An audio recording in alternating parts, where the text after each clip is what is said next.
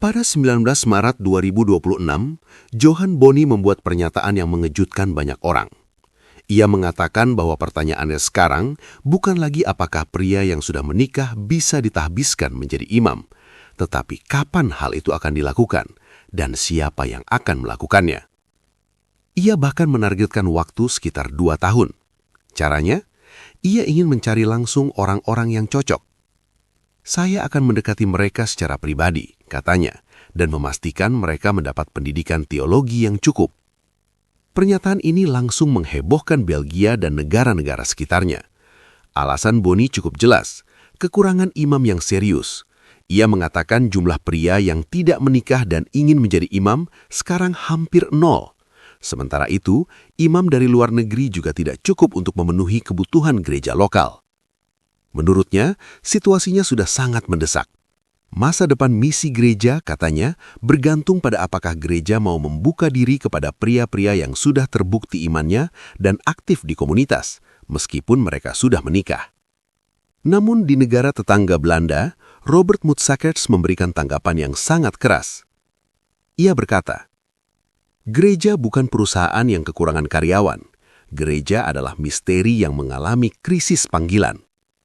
Bagi Mutsakerts, masalahnya bukan sekedar kekurangan orang, tapi masalah yang lebih dalam, panggilan hidup sebagai imam. Ia menolak ide menurunkan standar hanya untuk mengatasi kekurangan. Menurutnya, selibat atau tidak menikah adalah sebuah karunia dalam gereja. Ia berkata, "Kalau gereja menghapus selibat karena kekurangan imam, berarti kita mengatakan apa yang dulu kita anggap sebagai karunia, sekarang justru dianggap sebagai masalah yang harus dihapus. Kalau selibat itu karunia, apakah masuk akal untuk menghilangkannya justru saat karunia itu semakin langka?" Mutsakerts juga mengingatkan tradisi gereja sudah lama menekankan pentingnya selibat. Konsili Vatikan II menyebut selibat sebagai karunia yang berharga. Pope Paul yang ke-6 dalam dokumen Sacerdotalis Celibatus menyebutnya sebagai permata yang indah yang dijaga selama berabad-abad. Bagi Mutsakerts, ini bukan soal praktis atau tidak, tapi soal makna. Jika imam tidak lagi hidup selibat, lalu apa tanda bahwa mereka sepenuhnya menyerahkan hidupnya kepada Tuhan? Di sisi lain, Boni punya argumen sendiri. Ia menunjuk pada gereja Katolik Timur, di mana pria yang sudah menikah memang boleh ditahbiskan menjadi imam. Ia juga mengatakan bahwa jika hal ini diperbolehkan bagi umat Katolik Timur atau orang yang berpindah agama, maka sulit menjelaskan kenapa tidak boleh untuk umat Katolik biasa. Ia juga mengutip pernyataan Pope Francis pada tahun 2023, yang mengatakan bahwa selibat adalah aturan gereja yang bisa berubah, bukan bagian inti dari tahbisan imam. Namun Mutsakerts menanggapi lebih dalam lagi. Menurutnya, pengalaman gereja Katolik Timur menunjukkan bahwa mengizinkan imam menikah tidak otomatis menyelesaikan masalah kekurangan imam. Masalahnya jauh lebih dalam daripada sekedar aturan. Di Eropa, kekurangan imam memang sangat serius.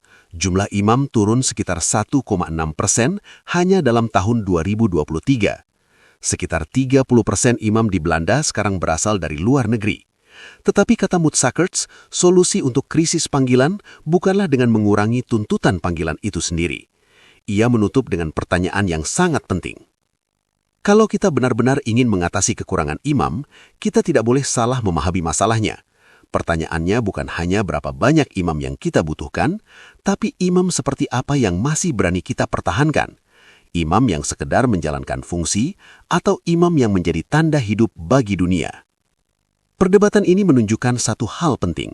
Ini bukan sekedar soal jumlah imam, tapi soal identitas gereja itu sendiri.